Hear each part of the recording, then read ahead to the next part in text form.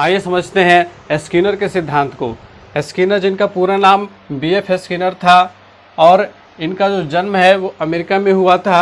20 मार्च 1904 ईस्वी को इनका जन्म हुआ था और इनकी मृत्यु 18 अगस्त 1990 ईस्वी को हुई थी। देखिए कि स्किनर के सिद्धांत को कई नामों से जाना जाता है। सबसे इम्पोर्टेंट जो है कि इनके सिद्धांत को सक्रिय अनुबंध का सिद्धांत कहा जाता है। दूसरा जो सबसे प्रमुख नाम है इनके सिद्धांत का वो है क्रिया प्रसूत अनुबंधन का सिद्धांत। ठीक है, तो हम लोग समझेंगे कि स्किनर के सिद्धांत किस दृष्टिकोण से महत्वपूर्ण है और इनके इस सिद्धांत के अनुरूप बहुत सारे प्रश्न बनते हैं और ये जितने भी शिक्षक भर्ती परीक्षा हैं उनमें पूछे जाते हैं। तो स्किनर के जो सिद्धांत हैं इससे संबंधित आज का ये टॉपिक आप लोगों के लिए काफ़ी इम्पोर्टेंट होने वाला है। तो आप लोगों से रिक्वेस्ट है कि आप लोग पूरा वीडियो देखें। तो चलिए समझते हैं कि स्किनर के सिद्धांत को किस दृष्टिकोण से महत्वपूर्ण माना गया है और इनके इस सिद्धांत का तात्पर्य क्या है। तो यहाँ सबसे पहले समझेंगे कि सक्रिय अनुबंध का तात्पर्य है क्या। सक्रिय अनुबंधन, ठीक है, सक्रिय का मतलब क्या होता है, जिसमें जो भी अभिकर्ता है जिसे शामिल किया जा रहा है वह सक्रिय हो, है ना, क्रियाशील हो, एक्टिव हो। तो सक्रिय अनुबंधन का तात्पर्य उस अधिगम प्रक्रिया से है। लर्निंग प्रोसेस इसमें क्या है, जो देखिए कि जिसके द्वारा सक्रिय व्यवहार को सुनियोजित पुनर्बलन पहले से प्लान की हुई जो सुनियोजित पुनर्बलन होगी उसके द्वारा पर्याप्त बल मिल जाने के कारण वांछित रूप में जल्दी जल्दी पुनरावृत्ति होती रहती है और सीखने वाला जो लर्नर है वह अंत में सिखाने वाले के इच्छा के अनुरूप व्यवहार करने में समर्थ हो जाता है। अर्थात जो रिजल्ट है वो उसके अनुरूप होता है जो सिखाने वाला है, और जो सीखने वाला है, जो लर्नर है, जो स्टूडेंट है, वह सिखाने वाले के इच्छा के अनुसार व्यवहार करना शुरू कर देता है। मैं आप लोगों को इसका एक बेहतरीन एग्जाम्पल दे रहा हूँ। आप सबों ने बागी फिल्म देखी होगी, बागी जिसमें टाइगर श्रॉफ प्रमुख भूमिका में रहे। बागी फर्स्ट की मैं बात कर रहा हूँ। उसमें वे मार्शल आर्ट सीखने के लिए अपने गुरु के पास जाते हैं, है ना। लेकिन आप लोगों ने देखा होगा मूवी में कि शुरुआत में उन्हें तवज्जो नहीं दी जाती। उन्हें ऐसा लगता है कि उन्हें कुछ भी सिखाया नहीं जा रहा है। लेकिन एक वक्त ऐसा आता है जब उन्हें पता चलता है कि बातों ही बातों में उनके गुरु ने बहुत कुछ सिखा दिया था उन्हें, है ना। अटैक करना, डिफेंस करना, सब कुछ सिखा दिया था, लेकिन वो कह कर के नहीं सिखाया था, है ना। तो उन्होंने इस तरह से प्लानिंग किया था, सुनियोजित, वो जो था प्री प्लान्ड था, उसका जो भी रूटीन था वो पूरी तरह से प्री प्लान्ड था। कहाँ पे उसको डिफेंस सिखाना है, कहाँ पे अटैक करना सिखाना है, ये सारा कुछ प्लानिंग था और उसके अनुरूप उसने बिना सिखाए ही वो सीख लिया था, उसके व्यवहार में वो आ गया था। तो स्किनर ने भी कुछ ऐसा ही किया। आप लोगों ने पिछले क्लास में थॉर्नडाइक के सिद्धांत को समझा। थॉर्नडाइक ने क्या किया था कि बक्से में बिल्ली को बंद किया और बक्से के ठीक सामने मछली को रखा। तो मछली को देख करके बिल्ली ने उसे पाने के लिए वहाँ पे जो मछली का टुकड़ा था उसने उसके लिए उद्दीपक का काम किया। वो डायरेक्ट दिख रहा था, है ना, बिल्ली को रिजल्ट दिख रहा था कि मैं अगर बक्से से बाहर निकल गई तो मुझे मछली का टुकड़ा जो है मिल जाएगा। लेकिन आज के इस प्रयोग में स्किनर ने जो प्रयोग किया है, हम लोग इसकी चर्चा भी करने वाले हैं कि स्किनर ने क्या प्रयोग किया है। तो स्किनर ने इस तरह से प्रयोग किया और इसके बारे में हम लोग अभी चर्चा करेंगे। तो स्किनर के प्रयोग में ये था कि भोजन दिखता नहीं है, ठीक है, रिजल्ट दिखता नहीं, पहले आपको काम करना होता है, पहले आप लोगों को काम करना होगा, उसके बाद रिजल्ट मिलेगा। तो वो सिद्धांत जो है इनका ये कहलाया सक्रिय अनुबंधन का सिद्धांत, या फिर इन्हें क्रिया प्रसूत का सिद्धांत कहते हैं। इस सिद्धांत को कई नामों से जाना जाता है, इस चीज़ को ध्यान में रखेंगे। सबसे पहले तो क्रिया प्रसूत का सिद्धांत, साधनात्मक अनुबंधन का सिद्धांत, नैमित्तिक अनुबंधन भी कहा जाता है। तो हिंदी में एक ही नाम के पर्यायवाची शब्द होते हैं, साधनात्मक और नैमित्तिक दोनों समानार्थक शब्द हैं, तो अलग अलग नाम दे दिए जाते हैं, इसलिए कन्फ्यूजन ना हो, इसलिए मैंने इसे लिख दिया है। अब इससे समझना है कि क्रिया प्रसूत अनुबंधन होता क्या है। क्रिया प्रसूत, ऑपरेंट कंडीशनिंग, ठीक है। ऑपरेंट कंडीशनिंग होता क्या, तो क्रिया प्रसूत वे व्यवहार या अनुक्रियाएं हैं जो जानवरों और मानवों द्वारा ऐच्छिक रूप से प्रकट की जाती हैं, ऐच्छिक रूप से, जो उनकी इच्छा होती है उस अनुरूप से, और उनके नियंत्रण में रहती हैं, ठीक है। और इसका कंट्रोलिंग भी उन्हीं के जिम्मे होता है। क्रिया प्रसूत अर्थात कहा जा रहा है कि क्रिया को करना, है ना, तो कि कोई भी क्रिया जो है यदि मानव है तो मानव के अपने ऊपर है, निर्भर है कि वो कौन सी क्रियाएं करना चाहेगा और कौन सी क्रियाएं नहीं करना चाहेगा, ठीक है। तो क्रिया प्रसूत का अनुबंधन ही क्रिया प्रसूत अनुबंधन कहलाता है, ठीक है। क्रिया प्रसूत का अनुबंधन ही क्रिया प्रसूत अनुबंधन कहलाता है। इस चीज को ध्यान में रखेंगे। और एक चीज और इम्पोर्टेंट चीज है इसमें कि स्किनर का यह जो सिद्धांत है, क्रिया प्रसूत अनुबंधन का सिद्धांत कह लें या सक्रिय अनुबंधन का सिद्धांत कह लें, ठीक है, तो यह सिद्धांत थॉर्नडाइक के प्रभाव के नियम पर आधारित है, ठीक है। This theory of Skinner is based upon Thorndike's law of effect, अर्थात प्रभाव के नियम के ऊपर आधारित है स्किनर का यह सिद्धांत। इस चीज को ध्यान में रखेंगे। और कई बार परीक्षा में सवाल पूछ दिए जाते हैं कि स्किनर का सिद्धांत या फिर क्रिया प्रसूत अनुबंधन का सिद्धांत थॉर्नडाइक के किस नियम पर आधारित है, ठीक है। तो हम लोगों ने पिछले क्लास में थॉर्नडाइक के सिद्धांत को समझा था, तो उसमें हम लोगों ने प्रभाव के नियम की चर्चा की थी। तो प्रभाव के नियम का अर्थ क्या है कि यदि कोई बालक है, ठीक है, बालक को ही हम लोग यहाँ लेंगे क्योंकि एजुकेशनल साइकोलॉजी में हमारा मेन फोकस क्या है, चाइल्ड है। तो यदि कोई बालक कोई भी काम करता है, ठीक है, तो उसके वह रिजल्ट से प्रभावित होता है ना। मान लिया जाए कि रिजल्ट उसके पक्ष में भी आ सकता है, उसके विरोध में भी जा सकता है, दोनों चीज़ें हो सकती हैं। आगे हम लोग चर्चा करेंगे इसके प्रकार के ऊपर, तो उसमें धनात्मक और ऋणात्मक दो प्रकार हैं, उसके बारे में हम लोग चर्चा करेंगे। तो पहले यहाँ समझ लीजिए कि प्रभाव के नियम के अनुरूप थॉर्नडाइक का यह सिद्धांत आधारित है। और प्रभाव का नियम यह कहता है कि यदि कोई बालक कोई भी काम करता है तो वह उससे प्रभावित होता है, उसके रिजल्ट से प्रभावित होता है। और यदि रिजल्ट उसके पक्ष में आता है तो वह बार बार दोहराता है, और यदि रिजल्ट उसके पक्ष में नहीं आता है तो फिर वह उसे वहीं छोड़ देता है ना। तो अब स्किनर ने जो प्रयोग किया था उस प्रयोग को समझें। स्किनर ने एक बक्सा बनाया। आप लोगों ने देखा होगा कि थॉर्नडाइक ने भी एक बक्सा बनाया था। थॉर्नडाइक का जो बक्सा था वह पूरे तरह से पूरी और चारों तरफ से जो है वो कांच से घिरा हुआ था और पारदर्शी कांच था। तो कुछ वैसा ही स्किनर का यह बक्सा भी था, लेकिन ये पूरी तरह से कांच का नहीं बना हुआ था। इसके चारों दीवार जो हैं वो कांच के बने हुए थे, और इसमें एक ऐसा सिस्टम मैकेनिज्म फिट किया इन्होंने, एक लीवर लगाया, ठीक है। और इस लीवर के ऊपर यदि चूहे का पंजा पड़ जाता तो यहाँ से कुछ ऐसा कनेक्शन था कि इसमें भोजन सामग्री रखी हुई थी, जो भोजन नलिका से निकल करके यहाँ प्लेट में आ जाती। तो इन्होंने बक्से में एक चूहे को बंद कर दिया। चूहा भूखा था, ठीक है, चूहा भूखा रहेगा तभी तो भोजन की तलाश में इधर उधर छटपटाएगा, वरना वो जाकर के चुपचाप एक कोने में दुबक भी जाता। इसलिए इन्होंने भूखे चूहे को बंद किया।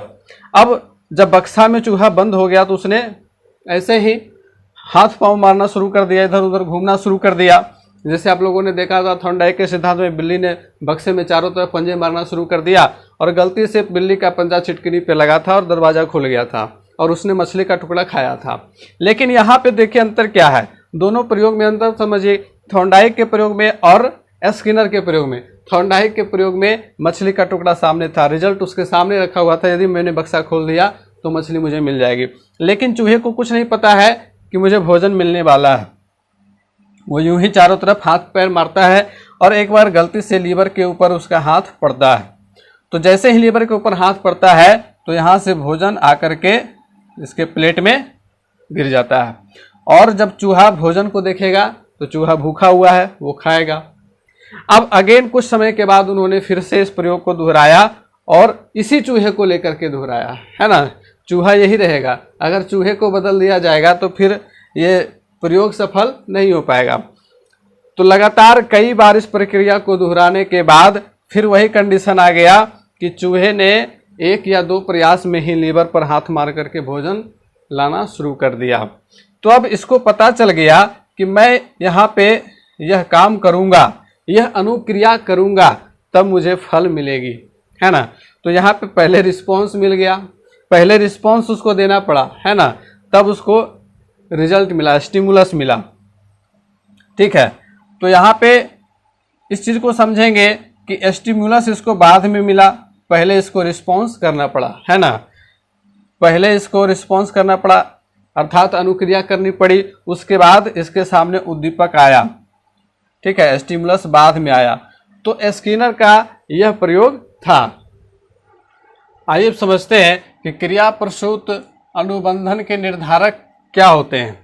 जो क्रिया प्रसूत अनुबंधन हुआ तो उसके निर्धारक कौन होते हैं। ठीक है, जैसे कि यहाँ हम लोगों ने भी प्रयोग में देखा कि चूहे ने रिस्पॉन्स दिया तो उसे भोजन मिला, है ना। तो भोजन ने उसके लिए निर्धारक का काम किया कि वह क्रिया को बार बार दोहराए, तो उसे परबलक कहते हैं। क्या कहते हैं? परबलक कहते हैं, रीइंफोर्सर कहते हैं। वह जो भोजन का टुकड़ा आ रहा था ना चूहे के सामने, तो वही रीइंफोर्सर था। ठीक है, परबलक कहते किसे, इसकी परिभाषा क्या होती है तो इसको समझ लें। परबलक ऐसा कोई उद्दीपक या घटना है जो किसी वांछित अनुक्रिया के घटित होने की संभावना को बढ़ा देता है। क्या करता है? बढ़ा देता है। जैसे यदि चूहे के लीवर दबाने के बाद भोजन नहीं आता तो वह बार बार लीवर दबाने की घटना को क्यों करता है ना। भोजन आने के बाद उसने सीखा कि लीवर को दबाने के बाद ही भोजन आता है। ठीक है, तो उसने बार बार उस रिस्पॉन्स को दोहराया। तो वही कहता है कि अनुक्रिया के घटित होने की संभावना को बढ़ा देता है। तो भोजन उसके लिए परबलक का काम किया, रीइंफोर्सर का काम किया। अब समझते हैं कि परबलन के प्रकार कितने होते हैं। ठीक है, परबलन अर्थात रीइंफोर्समेंट। तो परबलन के प्रकार कितने होते हैं? तो इसके मुख्य रूप से दो प्रकार होते हैं, धनात्मक परबलन और ऋणात्मक परबलन। अब धनात्मक परबलन और ऋणात्मक परबलन क्या है इसको समझ लेते हैं। तो देखिए, धनात्मक परबलन वह है जिसके प्रभाव से कोई क्रिया बनी रहती है। कोई क्रिया तभी बनी रहेगी जब तक वहाँ पे धनात्मक परबलन मौजूद रहेगा। अभी हम लोगों ने पिछले वीडियो में पावलोव के सिद्धांत को पढ़ा था। तो पावलोव ने कुत्ते के ऊपर अपने प्रयोग किया था। उन्होंने कुत्ते के लार ग्रंथियों में ऐसा ऑपरेट किया था कि एक परखनली लगा दी थी, और जैसे ही घंटी बजने के बाद भोजन आता था तो भोजन को देख करके कुत्ते के मुंह में लार टपकती थी। लेकिन धीरे धीरे भोजन को हटा करके केवल घंटी बजाने के बाद ही लार टपक जाती थी। तो भोजन मिलने पर लार टपकता रहा, है ना। तो यहाँ पे भोजन जो है उसके लिए धनात्मक परबलन का काम किया, है ना। भोजन मिला तो उसके मुंह से लार टपक गया। तो भोजन ने क्या किया? धनात्मक परबलन का कार्य किया। अब देखिए कि ऋणात्मक परबलन क्या है। तो ऋणात्मक परबलन भी एक तरह से अनुक्रिया कराने की दिशा में ही कदम है, लेकिन यह धनात्मक परबलन की अपेक्षा उल्टा है। यह पीड़ादायक होता है। अंतर क्या है? धनात्मक परबलन जो है वो सुखदायी होता है।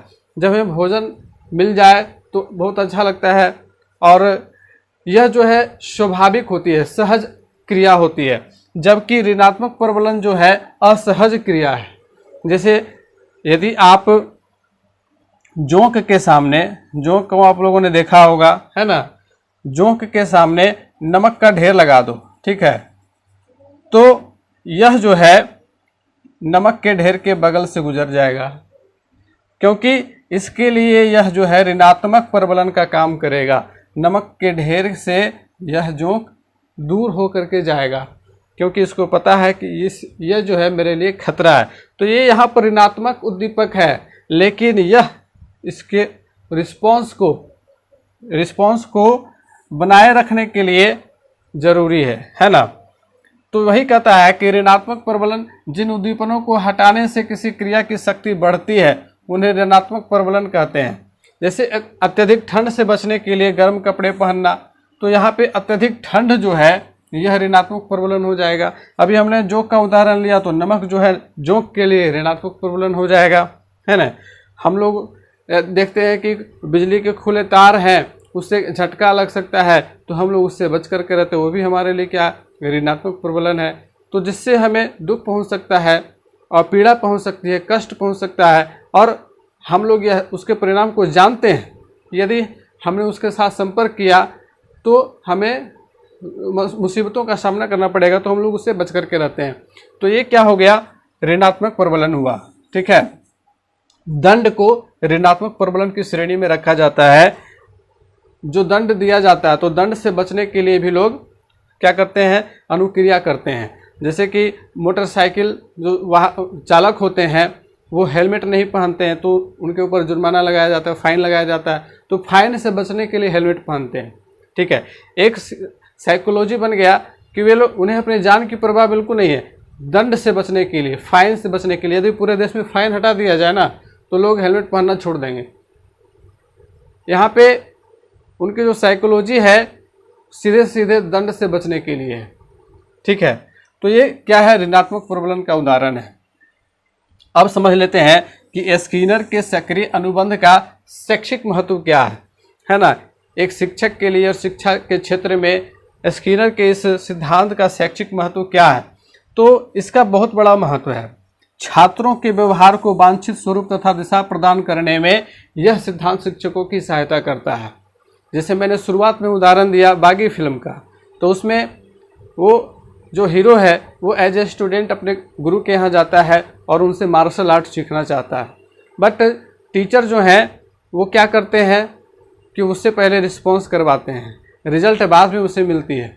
तो जब उसे पता चलता है कि ऐसा करने से, ऐसा रिस्पॉन्स से मैंने इन चीज़ों को सीखा, तो उसके बाद वह कितनी मेहनत करता है, कितनी मेहनत से सीखता है, उसके अंदर लगन करने की क्षमता बहुत ज़्यादा बढ़ जाती है।